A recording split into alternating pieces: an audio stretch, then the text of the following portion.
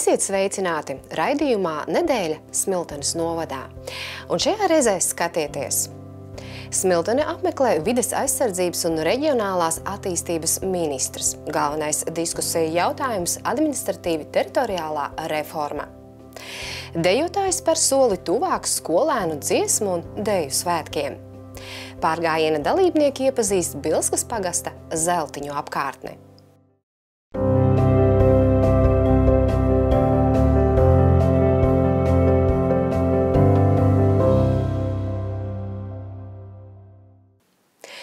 Šonedēļ darba vizītē Smiltenē ieradās vides aizsardzības un reģionālās attīstības ministrs Juris Pūce, kurš tikās ar pašvaldības vadību un novada uzņēmējiem. Vizītes laikā galvenokārt diskutēja par administratīvi teritoriālo reformu. Ministrija visām pašvaldībām savu redzējumu par reformu prezentēs 10. aprīlī. Līdz tam ministrs neatklāja konkrētas novadu robežlīnijas. Vides aizsardzības un reģionālās attīstības ministra Jura Pūces darba vizīti Smiltenes novadā ievadīja tikšanās ar pašvaldības vadību, domes deputātiem, pagastu pārvalžu vadītājiem un administrācijas nodaļu vadītājiem. Ministrs iepazinās ar pašvaldības darbu, novada attīstības prioritātēm. Klātesošajiem bija iespēja pārunāt un uzdot ministram aktuālus jautājumus.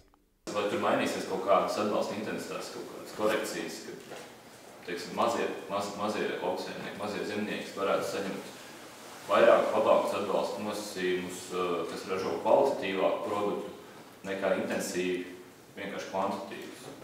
Mēs gribam būt lielāki, un ja šī sistēma nemainās, ja attiecīgi nodokļu pārdala nav kaut kādā citādā veidā izveidot, ka pieņemsim arī no tiešajiem ražošanas nodokļiem kaut kas tiek pašvaldībai, tad mēs esam inicēti savas teritorijas paplašanu. Administratīvi teritoriālā reforma bija viens no būtiskākajiem jautājumiem, ko apsprieda ministra vizītes laikā. Intervijā ministrs uzsvēra galvenos reformas ieguvumus. Cilvēki patiesībā varēs rēķināties ar to, ka viņu pašvaldības spēs sniegt viņiem nepieciešamos pakalpojumus ne tikai šogad, bet arī pēc 10, 15 un 20 gadiem, ka tur būs pietiekami daudz finanšu jaudas šīm pašvaldībām, attīstības jaudas, lai spētu piesaistīt resursus. Tas ir garantijas. Dzīvojot ar pašreizējo pašvaldību struktūru, mēs patiesībā neko nevaram garantēt iedzīvotājiem. Uz tikšanos ar ministru bija ieradusies arī Apes novada vadība. Zemā iedzīvotāju skaita dēļ tā apzinās, ka pēc reformas šāda novada vairs nebūs. Tāpēc vēl pirms ministrija ir prezentējusi savu redzējumu, novada vadība veic izpēti un rīko tikšanās ar iedzīvotājiem. Novadu apvienošanu Apes novadam piedāvā gan Alūksnes, gan Valkas, gan arī Smiltenes novads. Patreiz aptaujājot gan iedzīvotājus, gan uzņēmējus, gan arī tiekoties šajā sanāksmē Gaujienā, izskanēja viedoklis, ka mēs labprāt turpinātu to sadarbību, kas mums jau ir iedibināta ar Smiltenes novadu, un reformas rezultātā pievienoties Smiltenes novadam. Jāteic, ka sadarbības starp Smiltenes un Apes novadu notiek jau vairākus gadus. Tie ir kopīgi projekti, kopīga civilās aizsardzības teritorija. Tāpat Smiltenes novads Apes novadam sniedz būvvaldes un pašvaldības policijas pakalpojumus. Šobrīd tā ļoti tādā pozitīvā gaisotnē diskutējam, un šodienas tikšanās laikā arī piedalījās Apes novada vadība klāt. Mēs nekādā veidā arī mūsu sarunas ar ministru neslēpjam no Apes novada vadības, veidojam viņas atklātas, jo noteikti izšķirošā balss būs Apes novada iedzīvotājiem, Apes novada pašvaldībai par viņu lēmumu, kā viņi redz savu nākotni. Vienīgais, ko mēs arī ar deputātiem esam pārunājuši vietējiem Apes novadu, par to, kad vajadzētu turēties tomēr Apes novadam kā vienotam veselam. Jā. Vai tas ir Apes Alūksnes vai Smiltenes novads, bet tomēr nedalīties, bet iet kā vienotam veselumam kopējā nākošajā teritoriālā vienībā. aicinot kopā visas pašvaldības ministriju savu redzējumu, kritērijus un administratīvo teritoriju projektu jeb karti prezentēs 10. aprīlī. Līdz tam ministrs neatklāja konkrētas novadu robežlīnijas, akcentējot kritērijus.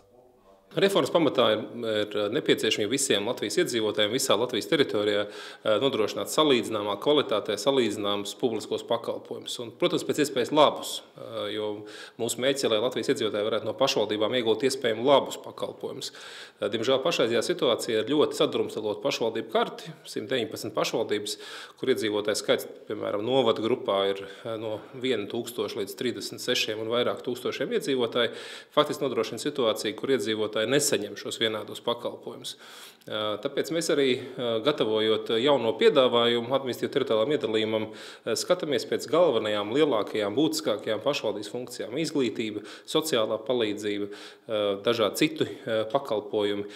Kāda ir šo funkciju optimālā sniegšanas karte? Cik daudz iedzīvotājiem ir jābūt, lai varētu piesaistīt atbilstoši pašvaldības speciālistus, samaksāt viņiem algu no pašvaldību nodokļu maksātāju naudas, vai kaut vai uzturētu attiecīgās iestādes, izglītības iestādes un tam līdzīgi. Un šis ir modelis, uz kā ir balstīts arī mūsu piedāvājums. Tiekoties ar novada uzņēmējiem, pārunāja vides jautājumu un normatīvo aktu noteiktās prasības, noteikumus, kas liedz uzņēmējiem jaunajām ģimenēm attīstīties. Arī ar uzņēmējiem galvenais sarunu temats bija administratīva teritoriālā reforma, kuru uzņēmēji vērtēja kā veiksmīgu. Teritoriāla reforma ir ļoti nepieciešama, jo līdzīgi kā mums Smiltenes pienam 2001. gadā, kad mēs nopirkām Raunu un 2000. gadā, kad apvienojamies ar Lomiem, šis 1+1 radīja 2,1. Tas ir ekonomiskais efekts, kas rodās saplūstot mazākām vienībām vai uzņēmējdarbībā vai pašvaldībā uz lielākām uzņēmējdarbībām. Tas cerams arī radīs cilvēkiem iespēju saņemt visā Latvijas teritorijā vienādu pakalpojumu klāstu. Gan mūsu Smiltenē, gan mazās teritorijās, kur ir 2 līdz 3 tūkstoši iedzīvotāju. Es domāju, mēs visi būsim ieguvēji.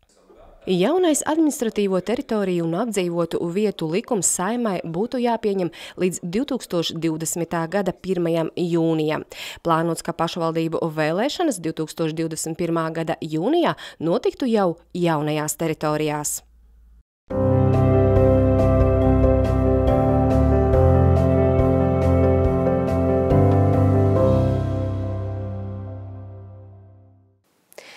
Nākamgad vasaras vidū Rīgā pulcēsies dziedātāji un dejotāji, lai piedalītos skolu jaunatnes dziesmu un deju svētkos, jau 12. Līdz tam jāmēro darbietilpīgs un laikietilpīgs gatavošanās process. Kā atskaites punkts par jau paveikto un vēl veicamo ir dziesmu un deju skates. Šonedēļ Smiltenē kuplā skaitā pulcējās dejotāji. 22 bērnu un jauniešu deju kolektīvi. Tik kuplā skaitā Smiltenē pulcējās dejotāji pārstāvot Valkas, Strenču un arī Smiltenes novadu. Viņi ieradušies, lai deju skatē atrādītu, kā apgūši 12. Latvijas skolu jaunatnes dziesmu un deju svētku repertuāru. Kā jums šķiet, lai saņemtu labu vērtējumu no žūrijas? Kas tad jums ir jādara, meitenes? Jāceļ augstu kājas, jāsmaida un jābauda tas dejas prieks, kad patīk deja. Kā to var panākt, to dejas prieku? Ja tu to esi mācījies, te patīk, tad arī... Vai nav tā arī, ka jājūt līdzi tai dejai? Ir. Vai esat pilnībā gatavi skatē? Jā. Kā tā gatavība izpaužās? Pastāstiet. Ko nozīmē būt gataviem skatē? Mēs gatavojamies cītīgi tā, lai varētu sapriecināt mūsu skolotāju un vai mēs brauktu uz skatēm un tiktu uz dziesmu svētkiem. Vai ir tā vēlme tiešām tikt uz dziesmu svētkiem?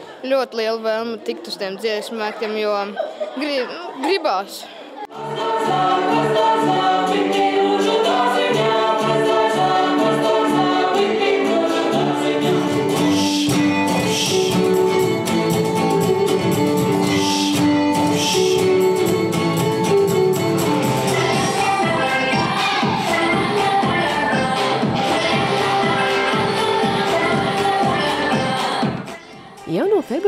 visā Latvijā notiek deju skates. Svētkiem, kas notiks nākamā gada vasarā, gatavojas 1168 deju kolektīvi. Katrs kolektīvs savā vecuma grupā žūrijai atrāda 2 dejas no lielkoncerta Saulevija zelta rotu repertuāra. Šajā koncertā visas dejas ir sadalīts vairākās pīnēs caur gadskārtām. Mēs svinēsim sauli caur Ziemassvētkiem, caur Jāņiem, caur pavasara saulgriežiem. Mēs mācīsim bērniem tradīcijas, atkārtosim daudzas lietas, kas ir varbūt ikdienā aizmirsušās. Un caur šīm tradīcijām tad mēs mēģināsim atcerēties, kā tas bija senos laikos, priecāties, svinēt dzīvi un svinēt sauli, kas ir ļoti svarīgi arī mūsdienās. No 22 kolektīviem, kas piedalījās skatē, viskuplāk pārstāvēts bija Smiltenes novads. Uz skatu uzkāpa 17 kolektīvu dejotāji. Šī skate kā ugunskristības bija Smiltenes pilsētas kultūras centra kolektīvam Buki, kurš izveidojās tikai pērnā gada rudenī. Liekas, ka beigās nodējām ļoti labi. Viss izdevās tā, kā bijām plānojuši. Emociju pilni, prieku pilni. Jā, trūkst vārdu pēc tā visu. Kā tev šķiet? Man šķiet, ka ļoti labi sanāca. Viss tā kā gribējās. Forši. Kas par to liecināja, ka sanāca labi? Jūs to paši tā jutāt? Kā ir? Jā, neskatoties uz soļiem, arī visi bija noskaņoti ļoti labi. Un pašiem prieks. Pirmā deju skate ir aiz muguras, bet kā pašai? Kā šķiet? Buki, man liekas, bija ok. Bija pieklājīgi. Nevaru neko sūdzēties. Kāds tas ceļš jums bija līdz šai skatei? Foršs. Man foršs ir sastāvs. Viņi ir visi pozitīvi un gatavi strādāt. Un, ir, man liekas, ļoti labi.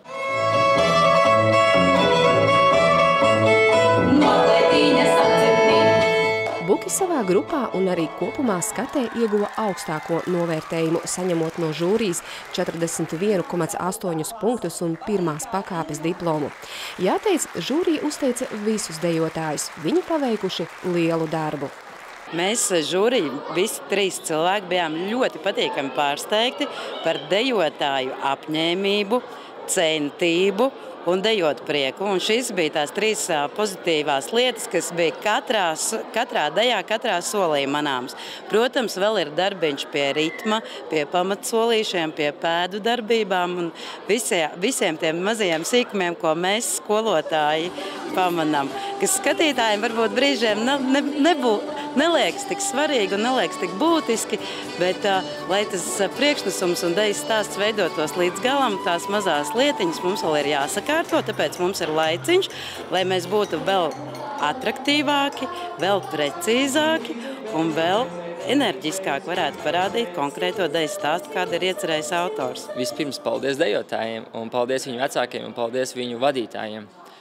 Varu teikt, mēs ar vienu soli esam tuvāk jau dziesmu deju svētkiem. Tagad mums ir palīdzis tas grūtākais solis, tas, kas ir nākošais gads, kad mums jāapgūst viss repertuārs atlikušais, kas vēl būs, kas nāks klāt vasarā. Un jācenšās uzlabot sniegums, lai nākošā gada skatēs mēs tiktu visi 22 deju kolektīvi uz dziesmu deju svētkiem. Dejotājiem ir dots tieši gads, lai noslīpētu un atstrādātu sīkākās nianses, jo nākamgad žūrija savā vērtējumā būs kritiskāka. 12. skolu jaunatnes dziesmu un deju svētki notiks nākamā gada vasarā no 6. līdz 12. jūlijam.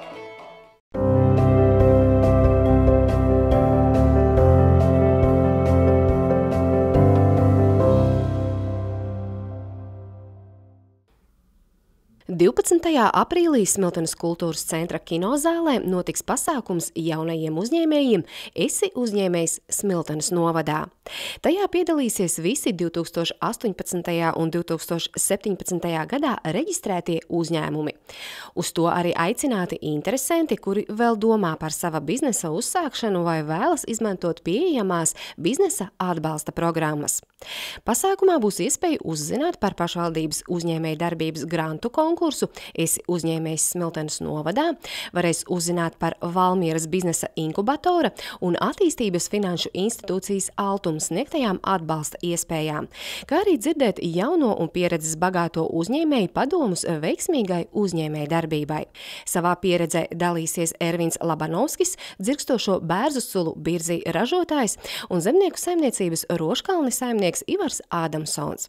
Dalību var pieteikt līdz 10. aprīlim, zvanot uz tālruni 647 748 44 vai rakstot uz e-pastu prese@smiltene.lv.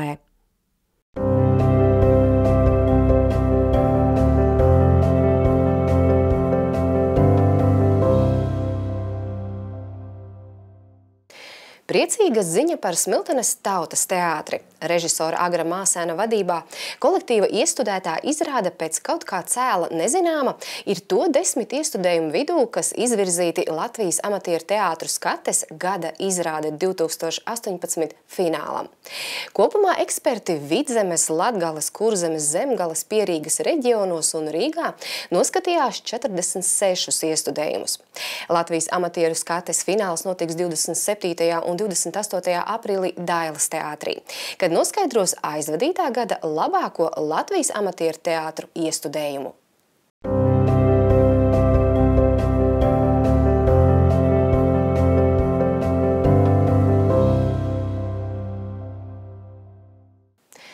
Pārgājieni Latvijā kļūst arvien populārāki. Tas ir lielisks veids, kā būt dabā, izkustēties un arī iepazīt ko jaunu. Smiltenes novadā ik gadu ar jaunu maršrutu gan pašu ļaudis, gan viesi iepazīst kādu novada stūrīti. Šogad pārgājienā ar moto Iepēdo pavasarī tā dalībnieki iepazina Bilskas pagasta Zeltiņu ciema teikas un leģendas. Zeltiņi ir neliels ciems Bilskas pagastā. Šeit kuplā skaitā pulcējušies tuvi un tāli ļaudis. Visi viņi apņēmušies doties kopīgā pārgājienā, sajust pavasara smaržu un ieraudzīt pavasari dabā. Vārdu sakot, iepēdot pavasarī, kas ir pārgājiena moto. Mēs varam kopā pavadīt laiku, kas mums izdodas ļoti reti. Un tas ir tas motivators, kāpēc jūs esat šodien šeit? Jā, jo mēs arī pagājušo gadu piedalījāmies pārgājienos gar jūru gājām, un mums tas ļoti patika, un tāpēc mēs arī šogad izmantosim šādu iespēju. Kā tev šķiet, ar ko vērtīgi šādi pārgājieni un kopā būšana? Kas šķiet? Ar to, kad mēs pavadam laiku ārā, tas ir svaigs gaiss, un cilvēkam ir veselīgi staigāt pāri. Pārgājiena dalībnieki devās gan sajust pavasari, gan meklēt Zeltiņu apkārtnes apslēptos dārgumus un leģendas. Ceļš kopumā aptuveni 12 km garumā veda gan pa ceļiem, gan neceļiem, šķērsojot grāvjus un pļavas. Lai arī ar vēja brāzmām pārgājiena dalībniekus pavadīja saulaini laika apstākļi. Vai ir jau tas nogurums arī? Ir gan vispār. Ir jūt, it kā visu laiku ir staigās, bet no šitā. Bet vispār forši ir, jā, sajūtas ir ļoti patīkams, laiks forši. Vai kaut ko uzzinājāt priekš sevis, ieraudzījāt priekš sevis? Leģenda par Naudas kalnu un ļoti daudz pavasara augus, piemēram, zalkteni, mālēpi, vizbulītes, kaut kas vēl bija lāzdu ziedus, daži mēs te ieraudzījām vispār pirmo reizi. Tāda savā veidā izzinoša arī? Ļoti. Botāniska pastaiga, jā. Rabainas kā tauriņus redzēju. Tā pavasars tā riktīgi iestājies. Jā. Tad jau tev būs raiba vasara, ko? Vēl zeltenu redzēju. Tad jau pavisam raiba. Zeltiņu apkārtne ir gana bagāta ar teikām un leģendām. Tā piemēram, tā var lepoties ar savu dižozolu, kalnegļu upurozolu, ar kuiņu jeb Naudas kalnu.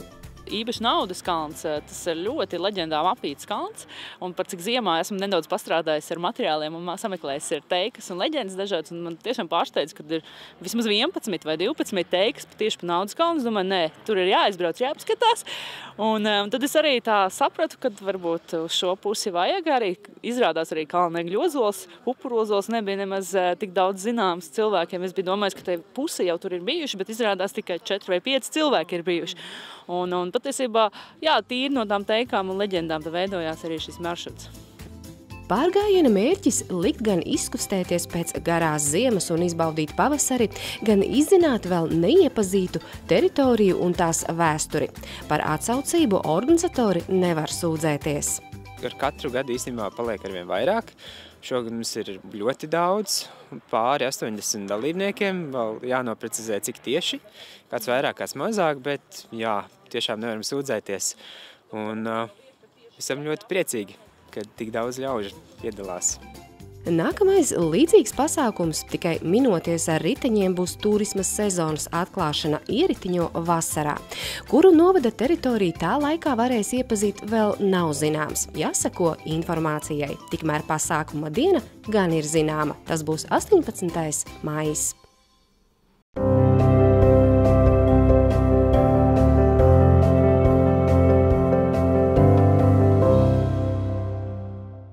Un raidījuma izskaņā pavisam neliela informācija. Proti, sestdien, 13. aprīlī no 8:00 līdz 16:00 Smiltenē baznīcas laukumā lielais pavasara gada tirgus.